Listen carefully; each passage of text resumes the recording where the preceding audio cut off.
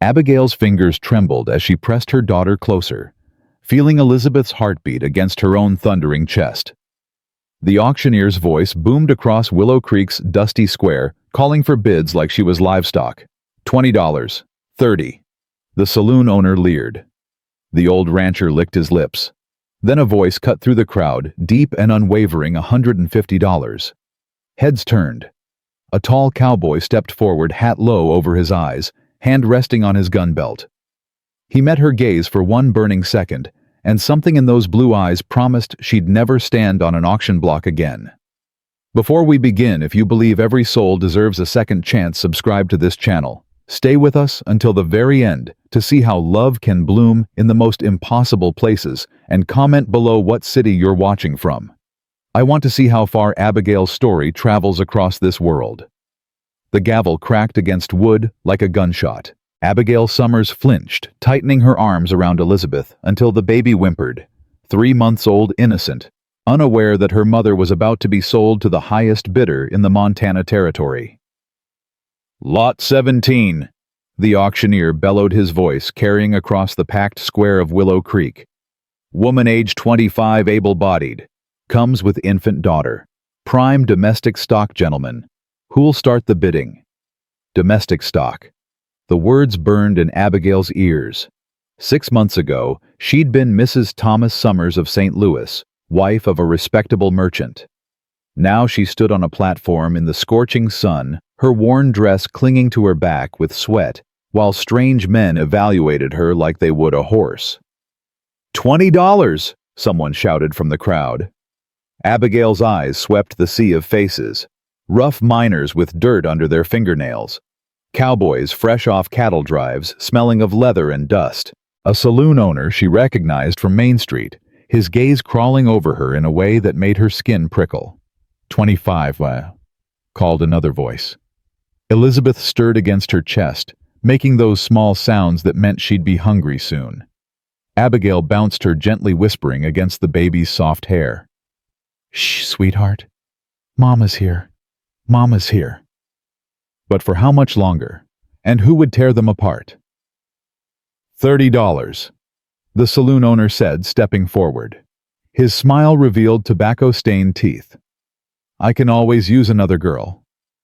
Bile rose in Abigail's throat. She knew what he meant. She'd heard the stories about the girls who worked in his establishment, girls who rarely smiled and never met anyone's eyes. 35, an old rancher countered. His clothes hung on a skeletal frame, and his yellowed fingers twitched as he stared at her. Been needing someone to cook and clean, and warm my bed come winter. Laughter rippled through the crowd. Abigail's face burned with humiliation. She lifted her chin, refusing to look away, refusing to give them the satisfaction of seeing her break.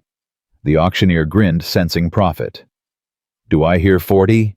This here's a fine specimen, gentlemen. Young, strong, already proven she can bear children. 40, said a man in an expensive suit. He stood apart from the others, his cold eyes calculating.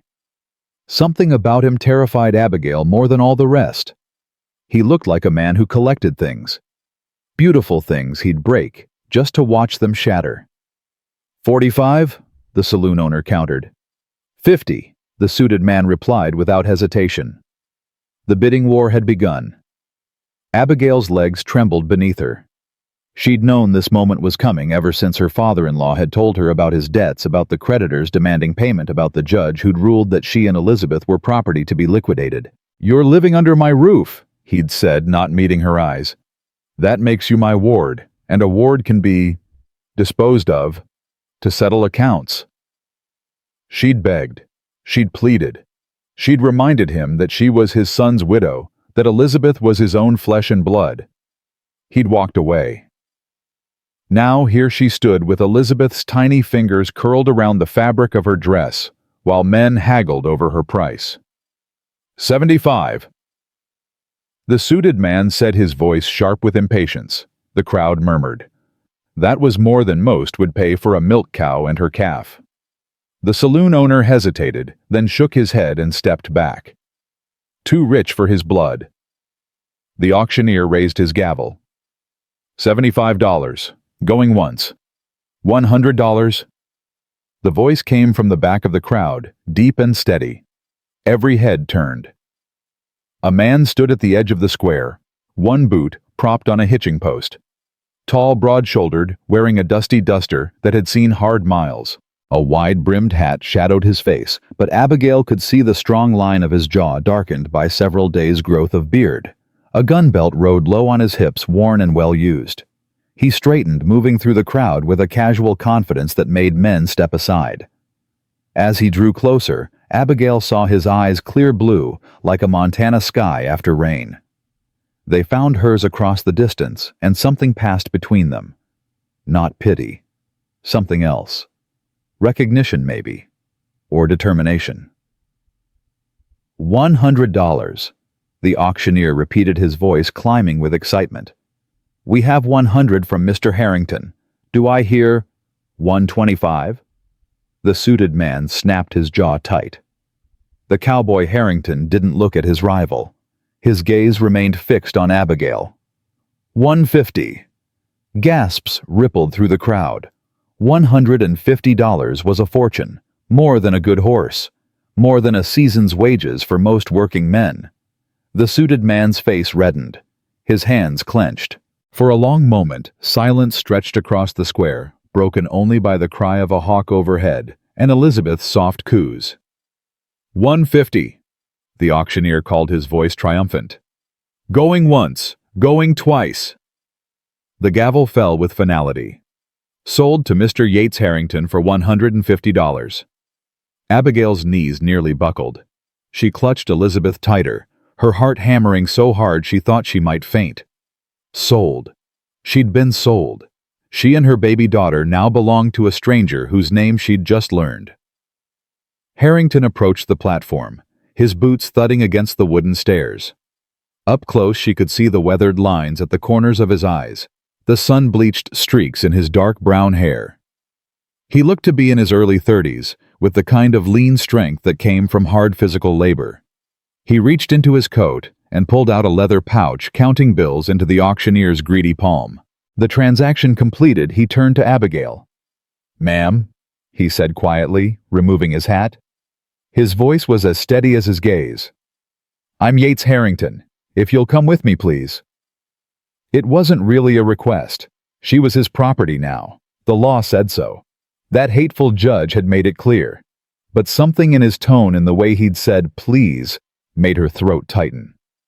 Abigail descended the platform on shaking legs, her hand gripping the railing. Harrington didn't touch her, didn't grab her arm like she'd expected. He simply waited at the bottom of the steps, his hat in his hand, giving her space to reach the ground on her own. The crowd was already dispersing, disappointed that the entertainment had ended. The suited man stood near a black carriage, staring at Harrington with naked hatred. Abigail shivered despite the heat. "This way," Harrington said, gesturing toward the edge of the square. She followed, because what choice did she have? Elizabeth had grown heavier in her arms, a solid weight of innocence depending entirely on her mother's decisions. At the hitching post, Harrington stopped beside a sturdy wagon and a saddled bay horse. He placed his hat back on his head, then looked at her directly. "Can you drive a wagon?" The question surprised her. Yes. My father taught me when I was young." He nodded, seeming satisfied. "Good. I'll ride alongside. It's about 3 hours to my ranch." 3 hours. Her new prison was 3 hours away. Harrington stepped forward, and Abigail instinctively retreated. He froze immediately, raising his hand slightly. "I'm just going to help you up onto the seat," he said quietly. "That's all." She searched his face for deception, for cruelty, for any sign of what he intended to do with her once they were alone on the open road. But his expression remained calm, patient, waiting for her permission. Slowly she nodded. His hands settled on her waist, strong, calloused, but surprisingly gentle. He lifted her easily onto the wagon seat, careful not to jostle Elizabeth. Then he handed her the reins, their fingers brushing briefly. His hands were warm, despite the leather gloves he wore. Harrington mounted his horse in one smooth motion, settling into the saddle like a man who'd spent more time on horseback than on foot. He adjusted his hat against the sun, then looked at her again. "Before we go, I want you to know something." Abigail's hands tightened on the reins. Here it came. The demands, the expectations, the truth of what she'd become. "I know what you're thinking," Harrington said, his voice low enough that only she could hear. "You're thinking about what I paid for you, what I might expect in return. What kind of man spends that kind of money on a woman and child he doesn't know?" She said nothing. Couldn't speak past the fear choking her throat. He leaned forward slightly, his eyes holding hers with an intensity that made her breath catch. "That baby needs a father. You need protection. Out here, a woman alone." He shook his head. "I'll be father and husband both if you'll let me. Not today. Maybe not tomorrow. But someday when you're ready. Until then, you have my word you'll be safe at my ranch." Abigail stared at him, speechless. Father and husband. Safe. Words she hadn't dared to hope for. Why? The question escaped before she could stop it. "Why would you do this?" Something shifted in his expression. Pain, maybe. Or memory. "Everyone deserves a second chance, ma'am. Even me." Before she could respond, he turned his horse toward the road leading out of town. "Follow me, and don't worry about keeping up. We'll go slow." The wagon lurched forward as Abigail slapped the reins. The horse began a steady walk, pulling them away from Willow Creek, away from the auction block, away from the hungry eyes and grasping hands. She looked down at Elizabeth, who had finally fallen asleep against her chest. "It's all right, sweet girl," she whispered. "We're going to be all right." But she didn't know if she was trying to convince her daughter or herself. The Montana countryside stretched before them, vast and untamed under the afternoon sun. Mountains rose in the distance, their peaks still touched with snow despite the summer heat. The road wound through grassland that rippled in the breeze like waves on an ocean. Harrington rode ahead, his back straight in the saddle. Occasionally he'd turn to check on her, but he didn't speak, didn't press for conversation, just led the way with quiet confidence.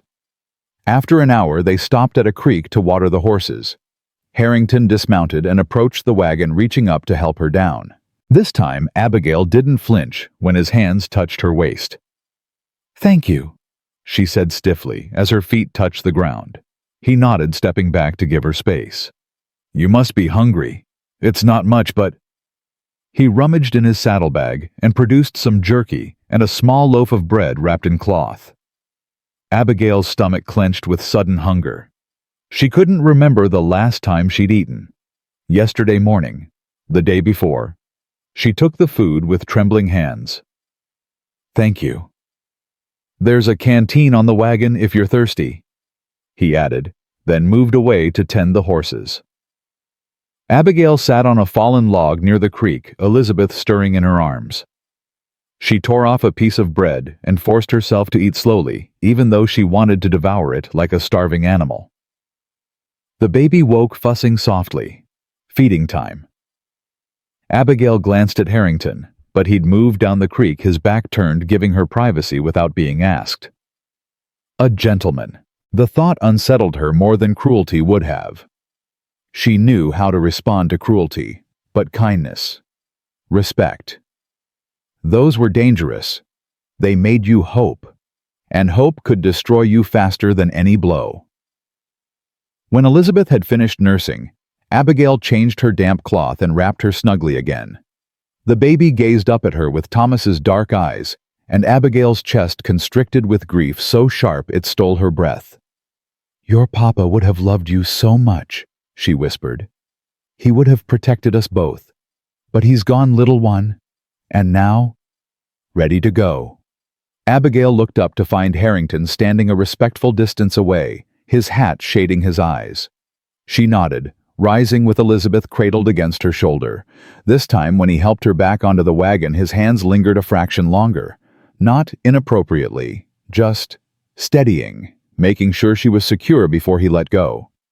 2 more hours, he said, swinging back onto his horse. My ranch is just past those hills. He pointed toward a line of low mountains ahead. The Double H. Been working it for 5 years now. The Double H? She asked before she could stop herself. Harrington and Harrington, he said, and something dark crossed his face. My brother and me. We started it together. He touched the brim of his hat, closing the subject. Let's move on. Want to get you home before dark. Home. The word echoed strangely in Abigail's mind. She had no home. Hadn't had one since Thomas died and his father's true nature revealed itself. But as the wagon rolled forward and the mountains drew closer, something small and fragile unfurled in her chest. Not hope. She wouldn't dare call it that. But maybe possibility. The sun was sinking toward the horizon, painting the sky in shades of copper and gold, when they crested a hill and Harrington raised his hand, signaling a stop. There, he said simply. Below them, nestled in a valley with a creek running silver through it, sat a ranch. A modest house well built and sturdy. A large barn corrals several outbuildings. Cattle dotted the surrounding pastures, and smoke rose from the house's chimney in a thin, welcoming line. The Double H Ranch, Harrington said, and Abigail heard pride in his voice. It's not fancy, but it's honest land honestly worked. As they descended the hill, a woman emerged from the house, wiping her hands on her apron. She was older, perhaps 50, with gray hair pulled back severely, but a round, kind face. So you actually did it, the woman called as they approached. Brought home a wife and baby. Abigail stiffened. Wife. She wasn't his wife. She was his property. His purchase. Harrington dismounted and moved to help Abigail down. Mrs. Wilder, this is Abigail Summers and her daughter Elizabeth. They'll be staying here. Abigail, this is Mrs. Wilder. She keeps this place from falling apart around my ears. Mrs. Wilder's sharp eyes took in Abigail's worn dress, the protective way she held Elizabeth, the exhaustion written in every line of her body. Welcome, child. Mrs. Wilder said, her voice gentler now. Come inside. You look like you haven't slept in a week. Abigail's throat closed. The kindness in the woman's voice was almost worse than cruelty. Cruelty she could armor herself against. But this threatened to break her completely. Go on, Harrington said quietly. Mrs. Wilder will show you to your room. I need to see to the horses. He disappeared toward the barn, leaving Abigail standing in the yard with this stranger who looked at her with something like pity. This way, dear, Mrs. Wilder said, gesturing toward the house. I've prepared a room for you and the little one. The house was clean, warm, surprisingly comfortable. Mrs. Wilder led her down a short hallway to a small bedroom with a double bed covered in a handmade quilt, a chest of drawers, and a washstand with a pitcher and basin. And in the corner, a wooden cradle. That was Mr. Harrington's cradle when he was a baby, Mrs. Wilder said softly. His mother saved it. Never thought I'd see it used again. Abigail moved to the cradle, running her fingers over the smooth, well-worn wood. Someone had polished it recently. Prepared it. For Elizabeth. I don't understand, she whispered. Why is he doing this? Mrs. Wilder's expression softened. Because he's a good man who's been alone too long. And because... She hesitated. Sometimes God puts people in each other's paths for a reason. Maybe you needed saving, and maybe he needed someone to save. Before Abigail could respond, Elizabeth began to cry, a full-throated wail of exhaustion and overstimulation. Oh, she's had a long day, poor lamb, Mrs. Wilder said. There's water in this pitcher if you'd like to clean up. I'll bring you some supper. You just tend to that baby. When the door closed, Abigail sank onto the bed, suddenly unable to hold back the tears any longer. They came in great shuddering sobs that she muffled against Elizabeth's blanket. She'd been sold. Like cattle, like property. Her father-in-law had betrayed her. The law had failed her, and she'd stood on that auction block, believing her life was over.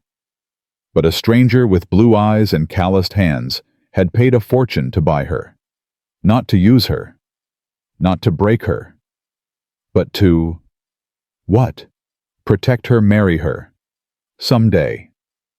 "I don't know if I can trust him, Elizabeth," she whispered to her daughter, who had quieted against her chest. "I don't know if I can trust anyone ever again." But as she looked around the simple, clean room at the cradle waiting for her baby at the quilt someone had made by hand, she felt that fragile thing in her chest unfurl just a little more. Not hope, not yet, but maybe, just maybe, the faintest possibility of it. A knock sounded at the door. "It's just me," Mrs. Wilder called. "I've brought supper." Abigail wiped her eyes and opened the door. The older woman carried a tray with a bowl of stew, fresh bread, and a cup of milk. "Eat, child," Mrs. Wilder said, setting the tray on the chest of drawers. "You'll need your strength." "For what?" The question came out sharper than Abigail intended. Mrs. Wilder paused in the doorway, looking back with those knowing eyes. "For whatever comes next. Life out here isn't easy even for those born to it. But you're here now. And Mr. Harrington," she smiled. "He keeps his word, that one. Always has." When the door closed again, Abigail stared at the tray of food, her stomach twisting with hunger and uncertainty. She had no money, no family, no way to leave even if she wanted to. She was trapped here, at the mercy of a man she didn't know, in a place so isolated that screaming wouldn't bring help. But the stew smelled like heaven, and the bed looked softer than anything she'd slept on in months. And that cradle. Abigail placed Elizabeth gently in the cradle, watching as the baby's eyes drifted closed, exhausted from the day's upheaval. Then she picked up the bowl and ate slowly, tasting real food for the first time in longer than she could remember. Outside her window, the sun finally set, and darkness crept across the Montana Valley. In the barn, she could hear Harrington talking to the horses, his voice low and steady. "What kind of man are you, Yates Harrington?" she whispered to the night. "And what do you truly want from us?" Tomorrow she'd find answers. Tomorrow she'd figure out how to survive in this new life. But tonight, for the first time since Thomas died, Abigail Summers slept in a real bed with her daughter safe beside her, and no one demanding payment she couldn't give. Morning came too soon, sunlight slicing through the thin curtains and pulling Abigail from the first dreamless sleep she'd had in months. For one blessed moment, she forgot where she was. Then Elizabeth whimpered from the cradle, and everything came rushing back. The auction, the cowboy, the ranch. She was someone's property now. Abigail rose quickly, nursing Elizabeth in the quiet stillness before the household stirred. The baby's small fingers curled around hers, trusting and innocent, unaware that their entire world had shifted on its axis. A knock interrupted them. "Miss Abigail, you awake in there?" Mrs. Wilder's voice, cheerful and matter-of-fact. "Yes," Abigail called back, hastily adjusting her dress. "I'm decent." The door opened to reveal the housekeeper carrying a pile of folded clothes. "Thought you might need these. They belong to Mr. Harrington's mother. She was about your size." Abigail stared at the simple cotton dresses, the clean undergarments, the practical apron. "I can't—" "You can't wear the same dress every day," Mrs. Wilder interrupted firmly. "No argument. Now come eat breakfast before it gets cold. Mr. Harrington's already been up for hours, but he left food warming on the stove." The main room smelled of coffee and bacon, rich and inviting. Abigail found the table set for one, a plate, a cup, utensils laid out with care. Through the window she could see Harrington near the barn working with the horses. "He didn't want to disturb you," Mrs. Wilder said, following her gaze. "Said you needed rest after yesterday. But don't get too comfortable. There's work to be done around here, and idle hands aren't welcome at the Double H." The words should have stung, but Mrs. Wilder's tone held no malice. Just practical frontier truth. Abigail ate quickly, aware of the housekeeper watching her with those shrewd eyes. When she'd finished, Mrs. Wilder crossed her arms. "Now then, we need to establish some things." Abigail's spine straightened. Here it came. The rules. The expectations. Mr. Harrington's a good man, but he's awkward around women. Hasn't had female company since his mother died, save for me coming in to clean. Mrs. Wilder's expression softened. He doesn't know what to do with you, and you don't know what to do with him. That's going to make for an uncomfortable house if we're not careful. What do you suggest? Abigail asked, her voice tight. Honesty. He gives you space you don't hide in that bedroom like a prisoner. He treats you with respect, you treat him the same. This place needs a woman's hand, and that baby needs stability. Mrs. Wilder leaned forward. Can you cook? Yes. Sew? Yes. Handle a rifle? Abigail blinked. No. Then you'll learn. Out here, everyone pulls their weight, and everyone protects what's theirs. Mrs. Wilder stood gathering the breakfast dishes. Now I'm only here Mondays, Wednesdays, and Fridays. The rest of the time, it's just you and him. Can you manage that? Could she live alone with a man who'd bought her, who'd promised not to touch her, but whose very presence made her hyper-aware of her vulnerability? I don't have a choice, Abigail said quietly. No. Mrs. Wilder agreed. But you can choose how you handle it. Frightened mouse or strong woman. Which one are you? Before Abigail could answer, the front door opened and Harrington stepped inside, removing his hat. His eyes went immediately to Abigail, then away, as if he'd been caught doing something improper. Morning, he said to the room in general. Didn't mean to interrupt. You're not interrupting, Mrs. Wilder said briskly. You live here. Abigail, give the baby to me for a moment. Mr. Harrington needs to speak with you. Panic fluttered in Abigail's chest, but she handed Elizabeth to the older woman who cooed at the infant with surprising tenderness. Harrington gestured toward the door. Walk with me. It wasn't really a question. Abigail followed him outside into the morning air, cool and clean. He led her past the barn toward a small fenced garden plot. My mother kept vegetables here, he said, stopping at the gate. Been letting it go wild since she passed. Thought you might want to use it, if you're staying. If... The word escaped before she could stop it. He turned to face her fully, and she saw the tension in his jaw. I meant what I said yesterday. You're safe here. But if you want to leave, I won't stop you. I'll pay your passage back east, give you enough money to start over. Abigail's throat tightened. Why would you do that? You paid... I know what I paid, he interrupted, his voice rougher now. But I didn't pay for a slave. I paid to keep you off that block, away from men who'd use you and toss you aside. And you're so different. The challenge came out sharper than she intended. His eyes flashed, and for a moment she saw something beneath the calm surface. Anger, maybe. Or pain. I reckon I am. But you don't know me, and I don't expect you to trust me. Not yet. Then what do you expect? Time, he said simply. Give me time to prove I'm not like them. Give this place a chance. He stopped, seeming to struggle with the words. Give us a chance to figure out what this is. You mean the arrangement? Abigail said the word, tasting bitter. Where I cook and clean and eventually warm your bed. His face darkened. No, ma'am. I mean the possibility that two people who've both been dealt hard hands might find some peace together. That a woman who needs protecting and a man who needs something more than cattle and silence might build something decent. And if I don't want to be your wife, then you'll be my guest until you figure out what you do want. He held her gaze. But I'll tell you straight, I didn't bring you here just for company. I'm 34 years old and I've spent the last 5 years alone. This ranch needs a woman's hand. Elizabeth needs a father who'll protect her. And you? What about me? She challenged. You need someone in your corner. Someone who won't sell you to pay debts or treat you like property. His voice dropped. I saw how you held that baby yesterday. Fierce. Like you'd fight the devil himself to keep her safe. That's the kind of woman I want beside me. Not a servant. A partner. The words hung between them, weighted with meaning. Abigail wasn't ready to unpack. I need to think, she said finally. Fair enough. He stepped back, giving her space. Take all the time you need. Just know you're not a prisoner here.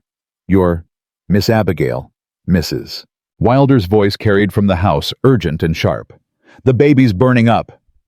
Abigail's heart stopped. She ran.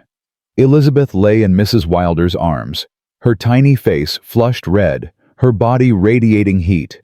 She wasn't crying, just making small distressed sounds that terrified Abigail more than screaming would have. How long? Abigail demanded, snatching her daughter close. Just started.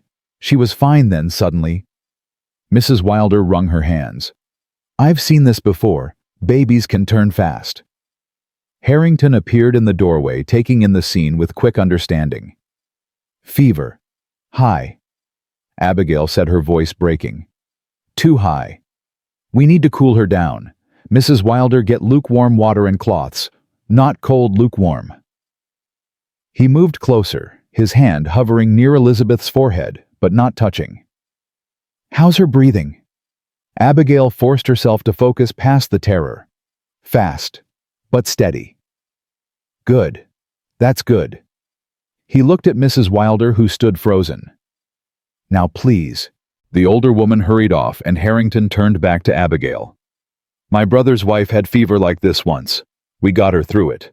Elizabeth's strong, I can see it in her.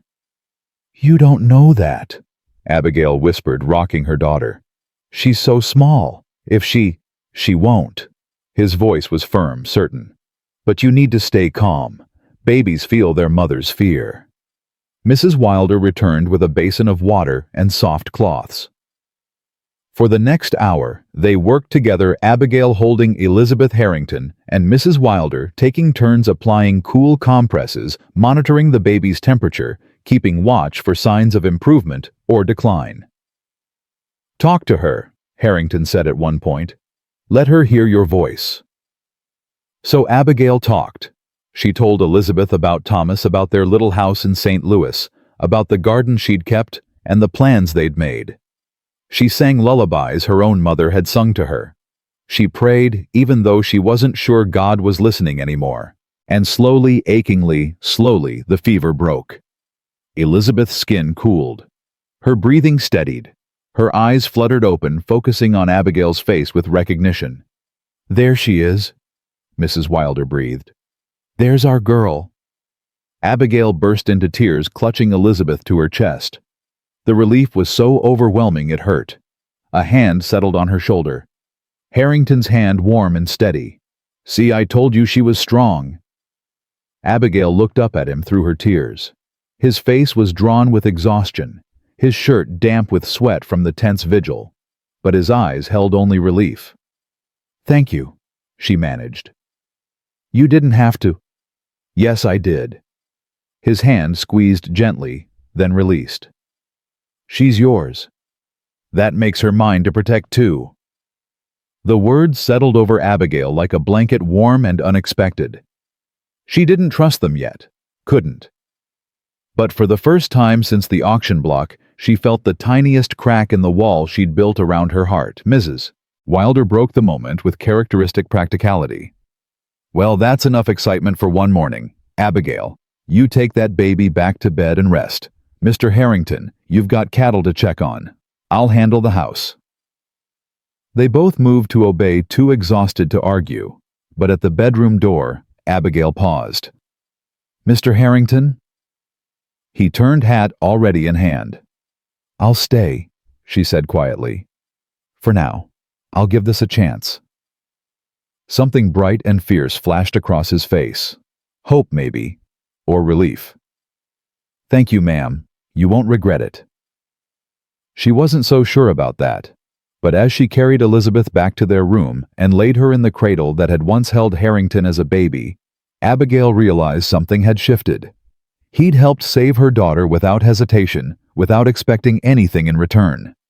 That meant something out here where survival depended on trusting your neighbors. Maybe, just maybe, Yates Harrington was exactly what he claimed to be, a decent man in an indecent world. Or maybe she was a fool for believing it. Time would tell. The days that followed fell into a careful rhythm. Abigail cooked meals, tended the house, began reclaiming the wild garden. Harrington worked the ranch from dawn to dusk, always coming home dirty and exhausted, but never too tired to ask about Elizabeth's health or offer a quiet word of appreciation for the meal Abigail had prepared. They moved around each other like dancers learning a new routine, cautious, uncertain, but gradually finding their steps. Mrs. Wilder came and went, her presence a buffer that made the silences less awkward. But on the days she wasn't there, Abigail found herself listening for Harrington's footsteps, found herself relaxing when he returned safely from checking the herd. It was dangerous, this softening. She knew it. But she couldn't seem to stop it. 2 weeks after her arrival, Harrington came home early, his face tight with tension. "We need to talk." Abigail's stomach dropped. She set down the bread she'd been kneading. "What's wrong?" "Had visitors today. 2 men asking about you." The room tilted. "Who?" "Wouldn't give names. But one had a scar running down his face, and the other looked like he could afford to buy anything he wanted." Harrington's jaw clenched. "They said they were friends of your father-in-law. Said he wants to know you're being treated proper." Lies. All lies. Her father-in-law didn't care about her welfare. He'd proven that when he sold her.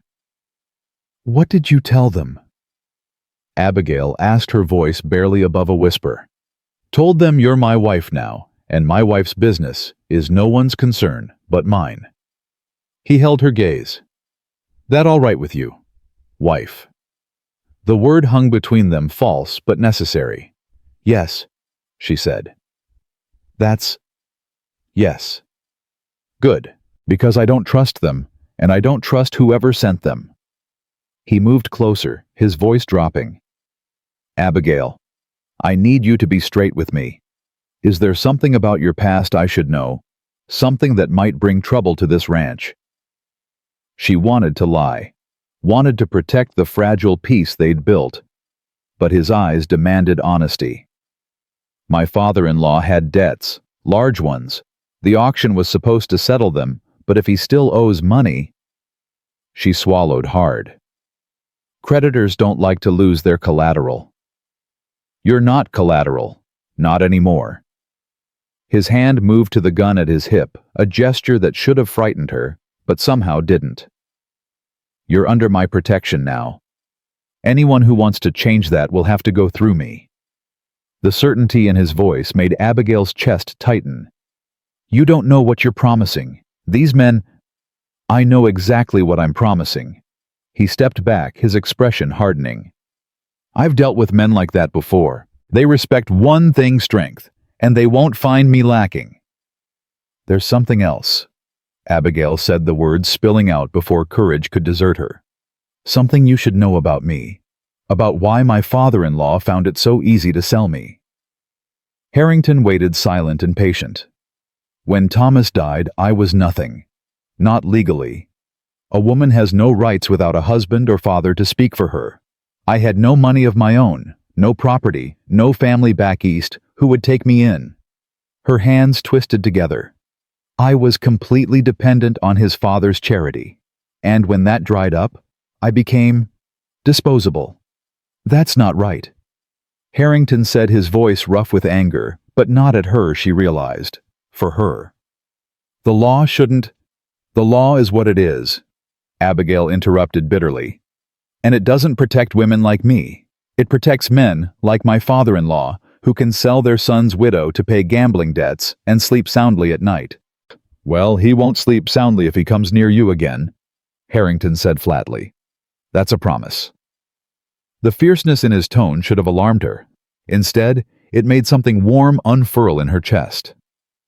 When was the last time someone had stood up for her? When had anyone cared enough to get angry on her behalf? "Why are you doing this?" She asked the question that had haunted her for 2 weeks, finally breaking free. "You could have any woman. You could go to a dance in town court, someone proper. Instead, you bought a widow with a baby and all the trouble that comes with her. Why?" Harrington was quiet for a long moment, his gaze distant. When he finally spoke, his voice carried the weight of old pain. "5 years ago, I had everything. A brother, a thriving ranch, plans for the future. Then Jacob got killed in a stampede, and I was alone. No family. No one to build this place for except myself. He looked at her, then really looked at her. And Abigail saw the loneliness carved into every line of his face. When I saw you on that auction block, holding your baby, refusing to break even when they were treating you like livestock, I saw strength, courage, the kind of woman who survives when survival seems impossible. His throat worked. I saw someone worth fighting for. Someone who might understand what it's like to lose everything and keep going anyway. Abigail's eyes burned. I'm not strong. I'm just... You're here, he interrupted. You're standing. You're protecting your daughter and building a life from ashes. That's strength, Abigail. Don't let anyone tell you different. The words broke something open inside her, something she'd been holding tight since Thomas died. A sob escaped, then another, and suddenly she was crying, really crying for the first time since the funeral. Harrington didn't touch her, didn't try to soothe her with empty platitudes. He just stood there, solid and present, letting her grieve without judgment. When the tears finally subsided, Abigail wiped her face with shaking hands. I'm sorry. I don't know what... Don't apologize for being human, he said quietly. God knows we could all use a good cry now and then. She almost smiled. Almost. Do you cry? Not where anyone can see. A ghost of humor touched his mouth. Reputation to maintain and all. This time she did smile, small and tentative. Thank you for letting me... No thanks needed. He settled his hat back on his head. Now I need to ride out and check the north pasture. Miguel and Diego, my hired hands, they'll be around if you need anything. And Abigail. She looked up. Keep that shotgun over the fireplace loaded, just in case. The warmth drained from her chest, replaced by cold reality. You really think they'll come back? I think men who ask questions are usually planning something. His eyes hardened. But I also think anyone who tries to take you from this ranch will regret it. You have my word on that. He left, and Abigail stood in the quiet house, Elizabeth sleeping peacefully in her cradle nearby. The shotgun hung above the fireplace, gleaming dully in the afternoon light. She'd never fired a gun in her life, but as she lifted it down, feeling the weight of it in her hands, she knew one thing with absolute certainty. If anyone tried to take her daughter, she would learn. The men returned 3 days later. Abigail was hanging laundry when she heard horses approaching too fast for a friendly visit. Her hands stilled on the wet sheet water dripping onto her boots. Through the clothesline she could see 2 riders cresting the hill, the same ones Harrington had described. The scarred man and his well-dressed companion. Elizabeth was inside napping in her cradle, vulnerable. Abigail's heart slammed against her ribs. Harrington was miles away checking cattle. Miguel and Diego were mending fences on the far side of the property. She was alone. She walked toward the house, forcing herself not to run.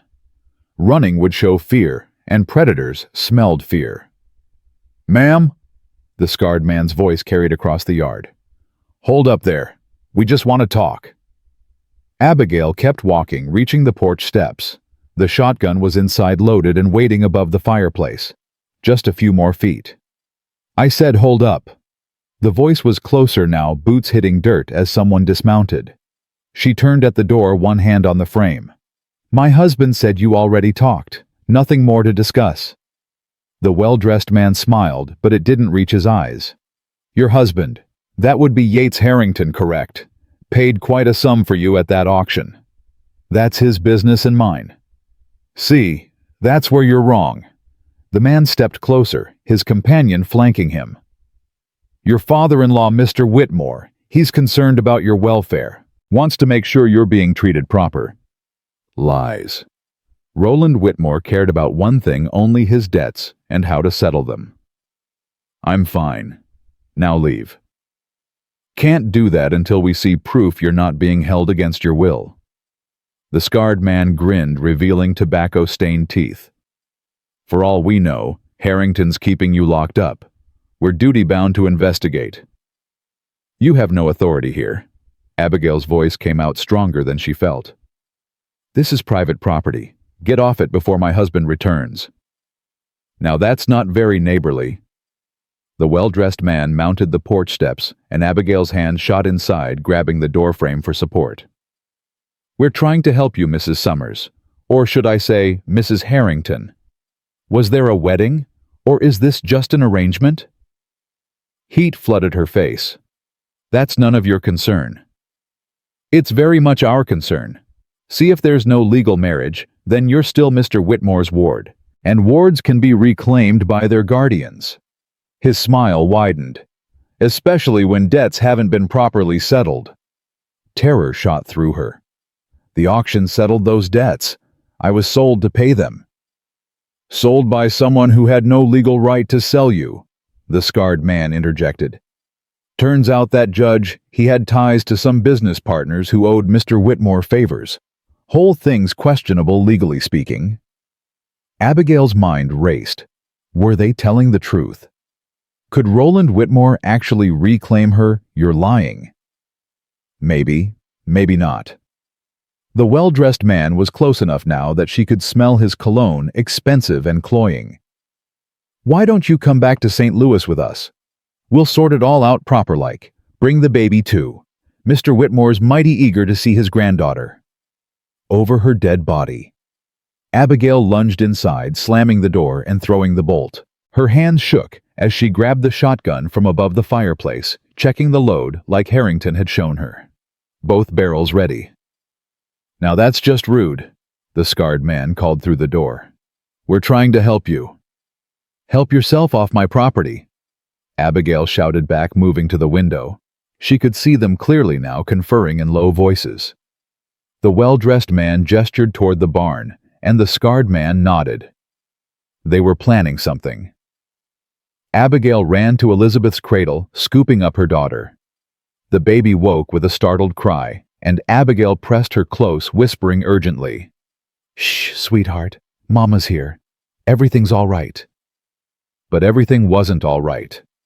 The men were circling the house now, testing windows, looking for another way in. She needed help. But how? The ranch hands were too far away to hear a gunshot, and Harrington wouldn't return for hours. A crash from the back of the house made her jump. They were breaking in. Abigail positioned herself behind the heavy dining table, Elizabeth clutched in one arm. Shotgun braced against her shoulder with the other. Her hands steadied as footsteps echoed through the kitchen. "Mrs. Summers." The well-dressed man's voice was closer now. "Let's be reasonable. Put down the gun before someone gets hurt. The only ones getting hurt are you if you take another step," Abigail called back, her voice ringing with conviction she didn't feel. A pause. Then laughter. "You ever fire that thing before, darling? Want to find out?" Another pause, longer this time. Then the scarred man appeared in the kitchen doorway, hands raised in mock surrender. "Easy now. We're not here to hurt you." "Then leave." "Can't do that. Got orders." He took a step forward. "Now put down the gun before—" Abigail fired. The blast was deafening in the enclosed space.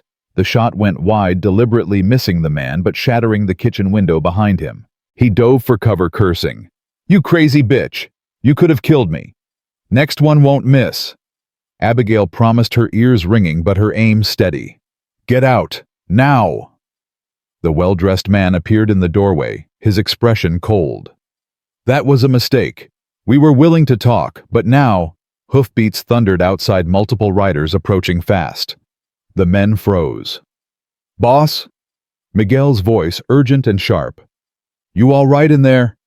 Relief flooded through Abigail so intensely, her knees nearly buckled. "Miguel, there are intruders in the house."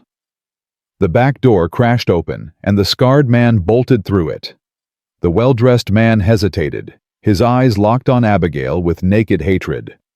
"This isn't over," he hissed. "Mr. Whitmore wants what's his, and he'll get it one way or another." Then he was gone, running for the horses, while Miguel and Diego appeared at the front door, rifles raised. "Señora!" Diego rushed to her side, gently taking the shotgun from her shaking hands. "Are you hurt?" "No, we're fine." Abigail sank into a chair, clutching Elizabeth. "They were trying to take us. Said my father-in-law sent them." Miguel's expression darkened. "I will ride for Mr. Harrington. He needs to know about this." "No." Abigail forced herself to stand. "Go after them. Make sure they're really leaving. I'll be all right until Yates returns." The men exchanged glances, then nodded. They disappeared outside, and Abigail heard horses galloping away. She was alone again, the house eerily quiet except for Elizabeth's whimpering. Abigail carried her daughter to the rocking chair by the fireplace, settling into it with trembling legs. She'd fired a gun. She'd threatened men who meant her harm. She'd protected her baby, and she'd do it again without hesitation. When Harrington finally returned an hour later, he took one look at the shattered window and went pale. "What happened?" Abigail told him everything, her voice steady despite the residual fear coursing through her. She watched his expression shift from concern to fury to something harder and more dangerous. "They threatened to take you back to St. Louis," he repeated slowly. "Said your father-in-law has a legal claim on you." "That's what they said. I don't know if it's true." "It's not." His voice was flat, certain. "You were legally sold at auction. The transaction was recorded. You're not his ward anymore." "But what if the auction itself was illegal? What if—" "Then we'll fight it in court. We'll get lawyers. Hell, we'll ride to the territorial governor if we have to." He moved closer, his hands clenching and unclenching at his sides. "But I won't let them take you. Do you understand I won't?" The intensity in his voice made Abigail's breath catch. "Why does this matter so much to you? You're not just anything." He dropped to one knee beside the rocking chair, his eyes level with hers. "You're the first person in 5 years who's made this house feel like a home. You're a mother protecting her child with more courage than most men I've known. And you're—" He stopped, seeming to struggle with the words. "What?" Abigail whispered. "You're mine to protect now. That's what I promised when I bought you off that block. That's what I meant when I told those men you were my wife." His jaw tightened. "And I keep my promises, Abigail. Always." Something shifted in her chest, warm and terrifying. She wanted to believe him. God, she wanted to believe him so badly it hurt. What if they come back with more men with legal documents? "Then we'll be ready." He stood, his hand resting briefly on Elizabeth's head. "Tomorrow I'm riding to Pine Ridge. I'll talk to the sheriff, file a complaint, make sure everyone knows you're under my protection. And I'll send for a lawyer from Helena to look into your father-in-law's claims." "That will cost money," Abigail said quietly. "I don't care what it costs." He met her eyes. "You're worth it, both of you." The words hung between them, heavy with meaning. Abigail looked down at Elizabeth, who had finally settled into sleep, her tiny face peaceful despite the chaos of the afternoon. "I shot at a man today," she said, almost to herself.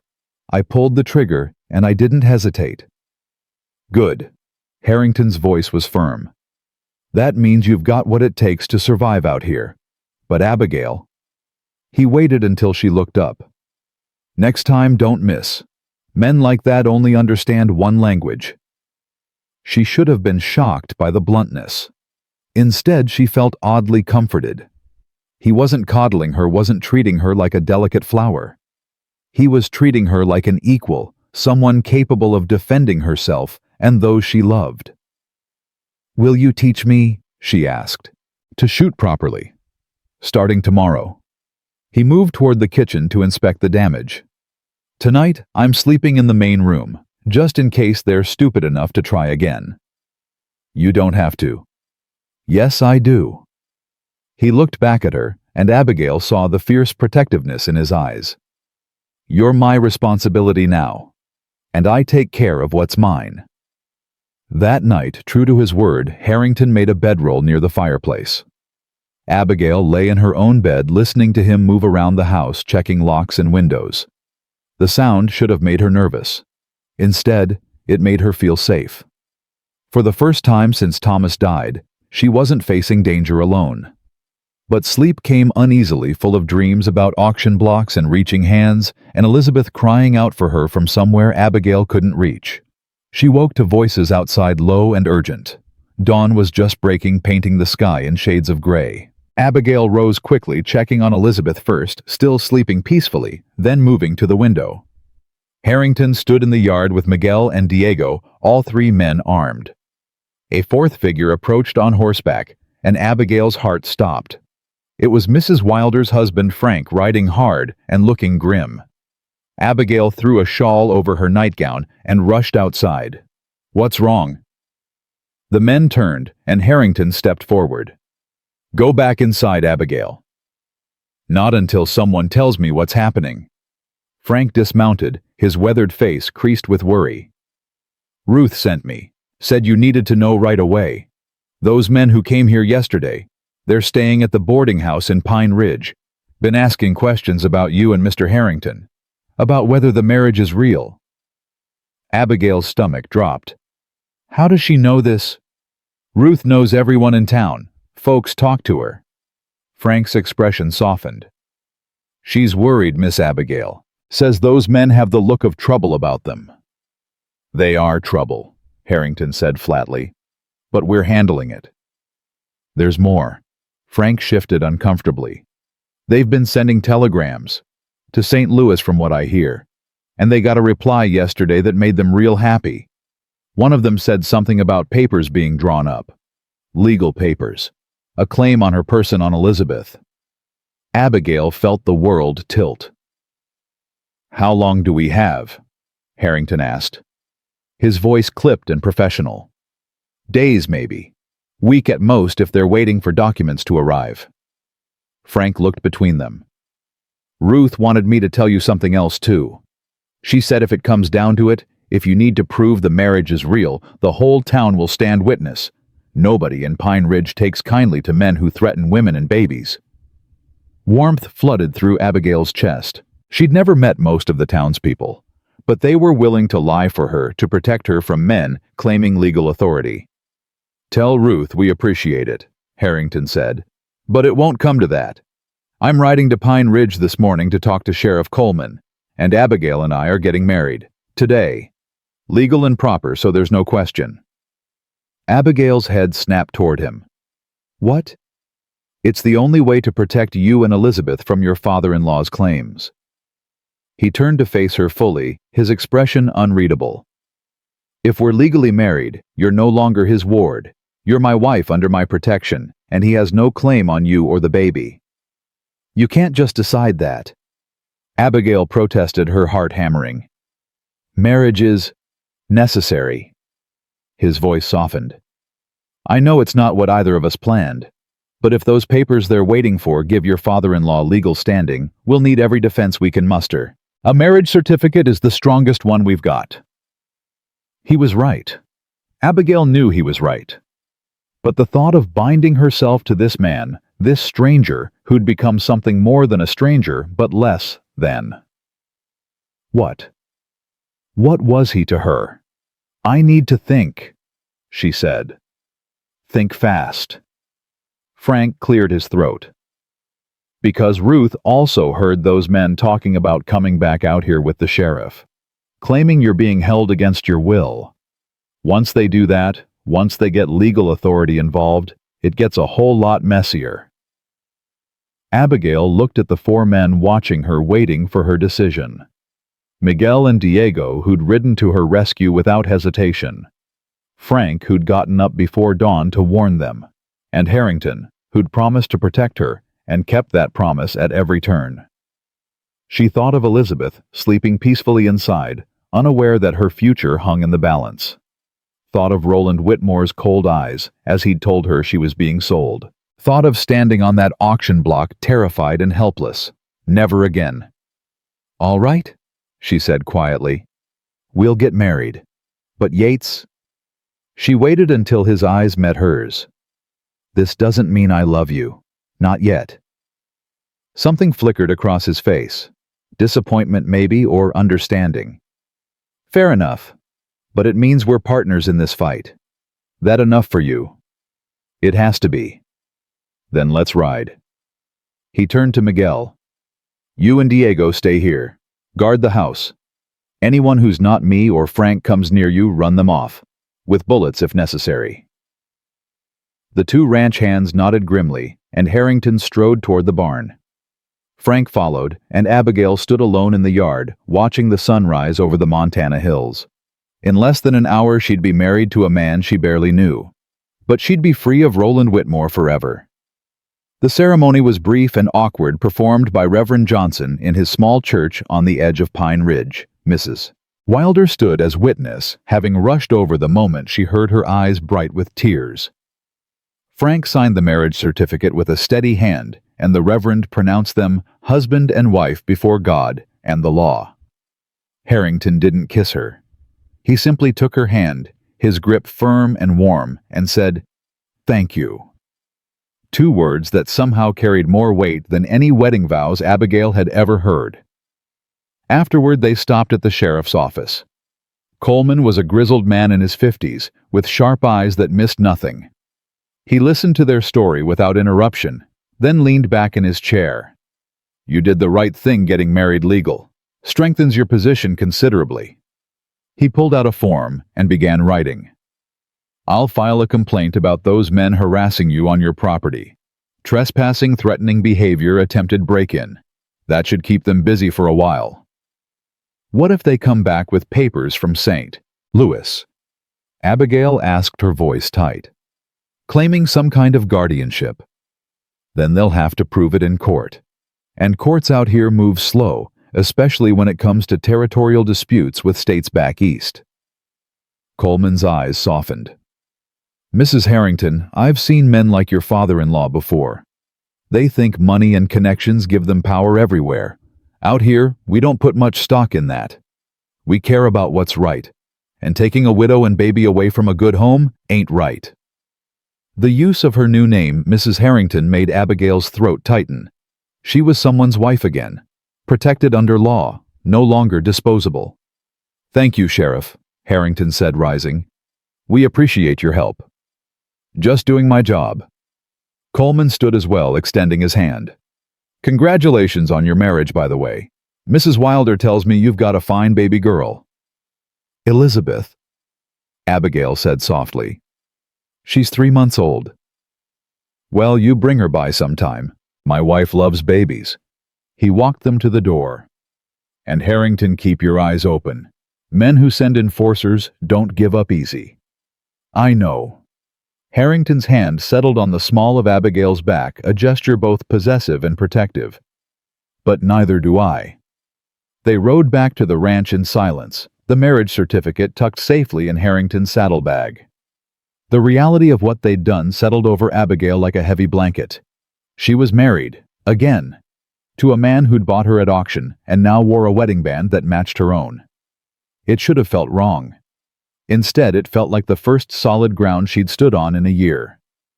When they arrived home, Miguel and Diego greeted them with relief. All quiet, boss. Nobody came around. Good. Harrington dismounted and helped Abigail down, his hands lingering at her waist a moment longer than necessary. Go ahead and get back to work. We're fine here.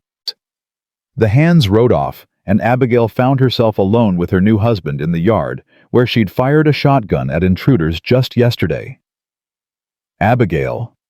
Harrington's voice was quiet, uncertain in a way she'd never heard before. I want you to know I meant what I said. This marriage, it's real in the eyes of the law. But between us, he met her eyes. It's whatever you want it to be. Partners, friends, maybe someday more. But I won't push, won't demand anything you're not ready to give. What if I'm never ready? The question came out harsher than she intended. He flinched, but didn't look away. Then we'll figure it out together. Because you're stuck with me now for better or worse. And I take my vows seriously, even the ones made for practical reasons. Abigail studied him in the afternoon light, this man who'd turned her life upside down twice now. Once at the auction, and again today, in that little church. He wasn't handsome in the classical sense, but there was something compelling about his face, the steadiness in his eyes, the strength in his jaw, the hint of vulnerability he tried so hard to hide. "I'm scared," she admitted, the words escaping before she could stop them. "Of me. Of trusting you. Of believing this could actually work." She wrapped her arms around herself. "Everyone I've trusted has betrayed me in the end. My father-in-law, the judge, even Thomas in a way for dying and leaving me alone." "I can't promise I won't die," Harrington said bluntly. "Life out here is hard and unpredictable, but I can promise I won't betray you, won't sell you, won't abandon you when things get difficult." He took a step closer. "I bought you off that auction block to save you, Abigail. Today I married you for the same reason, and if those men come back, I'll fight them, whatever it takes." The certainty in his voice made something crack open inside her chest. Not love, not yet, but the beginning of something that might grow into it given time and care. "All right," she said quietly. "Partners then. For now." "For now," he agreed, and the smile that crossed his face was genuine and warm, and made him look years younger. They walked toward the house together, not touching, but moving in sync, and Abigail realized that somewhere between the auction block and this moment, Yates Harrington had become her ally. And maybe, just maybe, that would be enough. Inside the house, Elizabeth was awake and fussing in her cradle. Abigail lifted her daughter, pressing her nose to the baby's soft hair and breathing in that sweet infant scent that always steadied her nerves. "She hungry?" Harrington asked from the doorway, keeping his distance. "Always." Abigail settled into the rocking chair, turning slightly to give herself privacy. "Thank you. For today. For everything." "Don't thank me yet." His voice was grim. "Those men aren't going to give up just because we got married. They'll find another angle. Then we'll fight that too." Abigail surprised herself with the firmness in her tone. "I'm done being afraid, Yates. Done running." He looked at her, then really looked at her, and something shifted in his expression. "Good. Because I'm going to need you strong for what's coming." "What do you mean?" "I mean those men work for someone with money and connections. Your father-in-law might be back in St. Louis, but his reach extends out here." Harrington moved to the window, scanning the horizon. "We're going to have to be smart. Careful. Ready for anything." A chill ran down Abigail's spine despite the warm room. "You think they'll try something worse than breaking into the house?" "I think desperate men do desperate things." He turned back to face her. "Tomorrow I'm teaching you to shoot properly. Not just point and fire, but aim, reload, handle different situations. And I'm going to talk to some neighboring ranchers, see if they've had any trouble lately." "You think this is bigger than just me?" "I think men who hire enforcers usually have other business going on, legitimate or otherwise." His jaw tightened. "And I want to know what we're dealing with before it shows up on our doorstep again." That night, Harrington slept in the main room again, his rifle propped against the wall within easy reach. Abigail lay awake in her bed, listening to Elizabeth's soft breathing and the occasional creak of the house settling. She was married now, legally bound to a man she'd known for less than a month. It should have terrified her. Instead, she felt oddly calm, like something had clicked into place. Sleep finally claimed her near dawn, and she woke to sunlight and the smell of coffee. Harrington was already up, moving quietly around the kitchen. "Morning," he said when she emerged with Elizabeth. "Made breakfast. Nothing fancy, but it'll keep you going." They ate in companionable silence, the awkwardness of being newlyweds overshadowed by more pressing concerns. When the plates were cleared, Harrington stood. "Come on. Time for your first real shooting lesson." Outside, he'd set up targets against the barn-old bottles and tin cans arranged at varying distances. He handed her the shotgun first, showing her how to brace it properly against her shoulder. "Don't fight the recoil. Let it happen. Your body's stronger than you think." His hands adjusted her grip, impersonal and instructional. "Now aim at that bottle on the left. Take your time." Abigail squeezed the trigger. The bottle exploded in a satisfying spray of glass. "Good." Harrington's voice held approval. "Again. Middle can." She fired, missed, fired again, and hit it dead center. "You're a natural." He reloaded the shotgun, his movements quick and practiced. "But shotguns are for close range. You need to learn rifle too. Pistol if you can handle it." They spent 2 hours practicing, and by the end Abigail's shoulder ached and her ears rang despite the cotton Harrington had given her to stuff in them. But she'd hit more targets than she'd missed, and confidence bloomed in her chest like a flower opening to sun. "You did good," Harrington said as they walked back to the house. "Real good. Most women I've taught couldn't hit a barn at 10 paces. "Most women you've taught," Abigail raised an eyebrow. "How many has that been?" A flush crept up his neck. "Just my mother and Mrs. Wilder, but the point stands." Abigail found herself smiling, a real smile that felt foreign on her face. "Well, thank you. I feel less helpless now." "You were never helpless." He stopped at the porch steps, looking down at her. "You just didn't know your own strength yet." The moment stretched between them, charged with something Abigail wasn't ready to name. Then Elizabeth cried from inside, breaking the spell. "I should feed her," Abigail said quickly, escaping into the house. But the warmth in her chest lingered long after.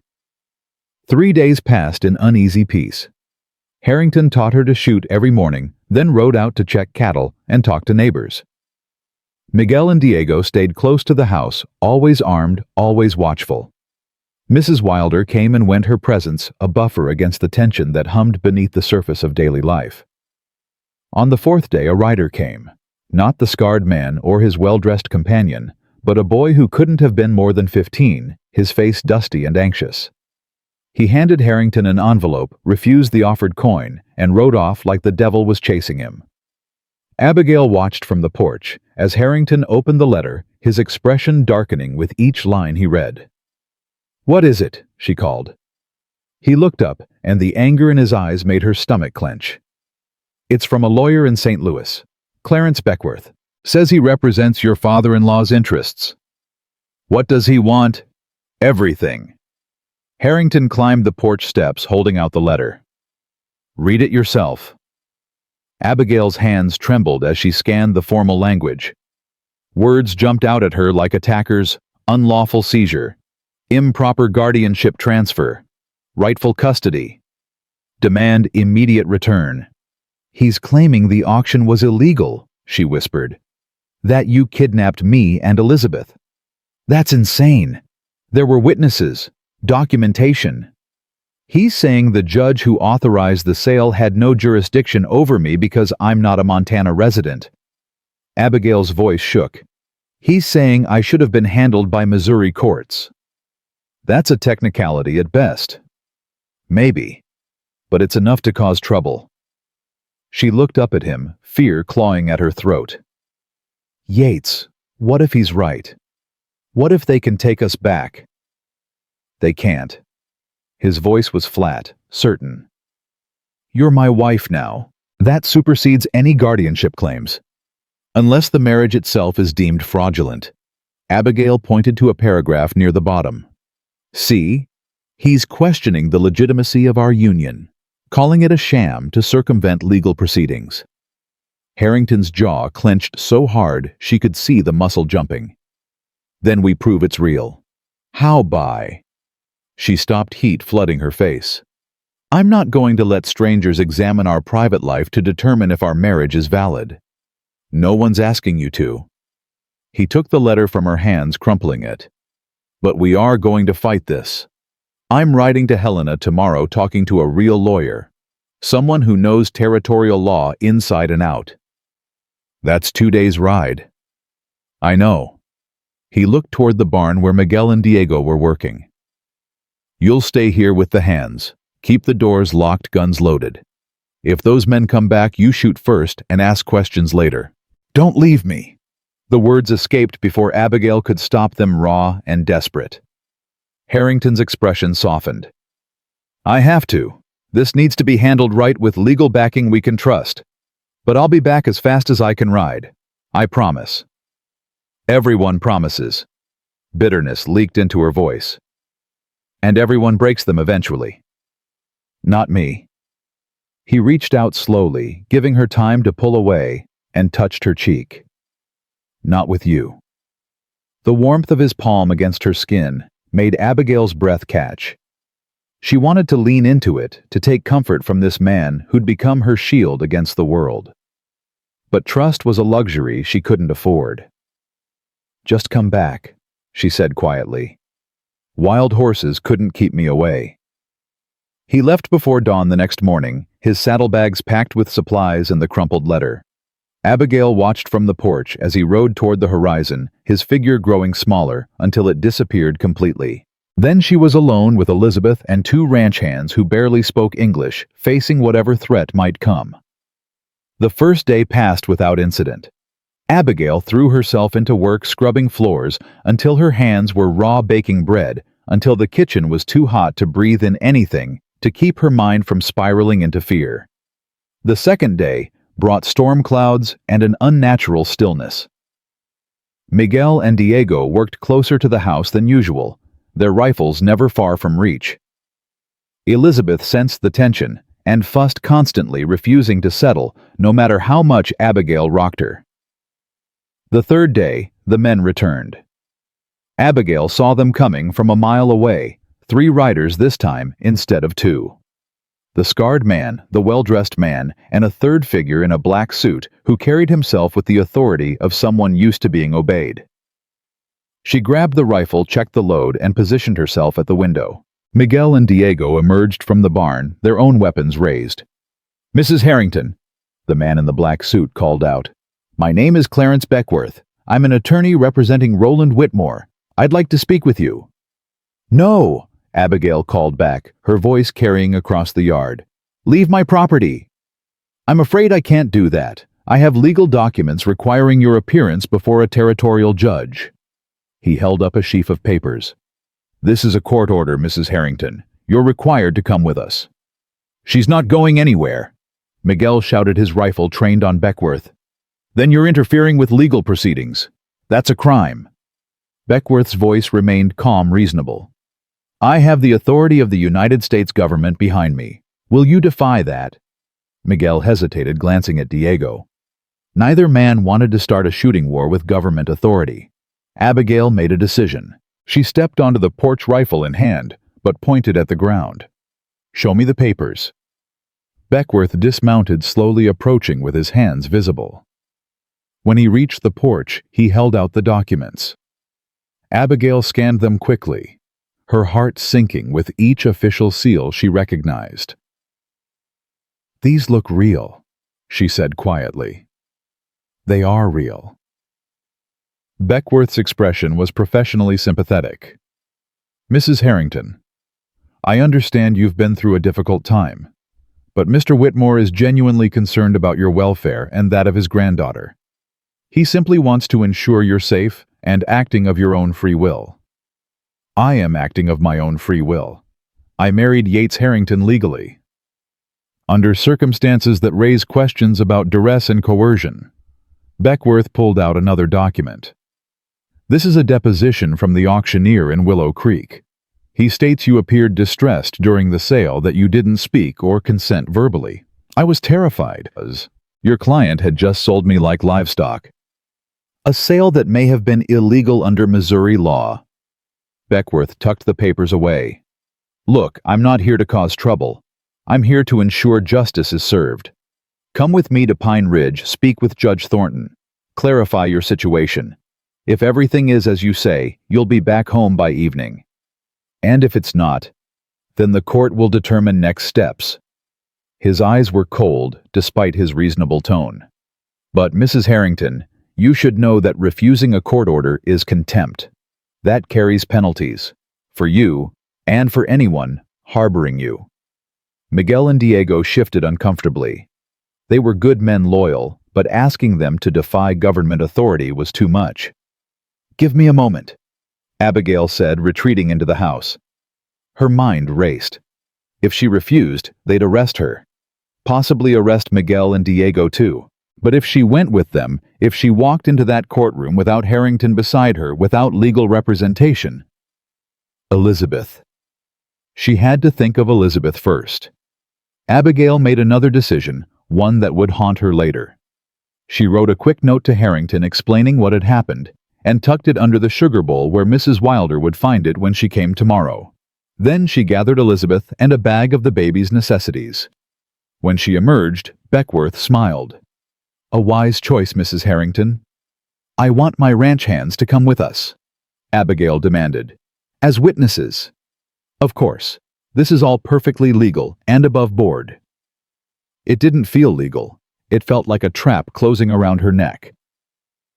They rode to Pine Ridge in silence, Abigail holding Elizabeth in a sling across her chest. The town square was busy with afternoon commerce people, stopping to stare as the unusual procession passed. Sheriff Coleman stepped out of his office, his expression hardening. "What's all this?" "Official business, Sheriff," Beckworth said smoothly, producing his documents. "Mrs. Harrington has been summoned before Judge Thornton to clarify some legal matters." "Judge Thornton?" Coleman's eyes narrowed. "He doesn't hold court in Pine Ridge. His circuit is... He's made a special trip for this case." Beckworth gestured toward the courthouse. "Time-sensitive matter, you understand." Something was wrong. Abigail could feel it in her bones.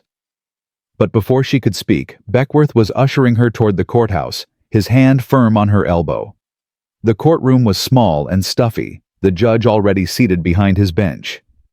He was older than Abigail expected, with shrewd eyes and thinning gray hair.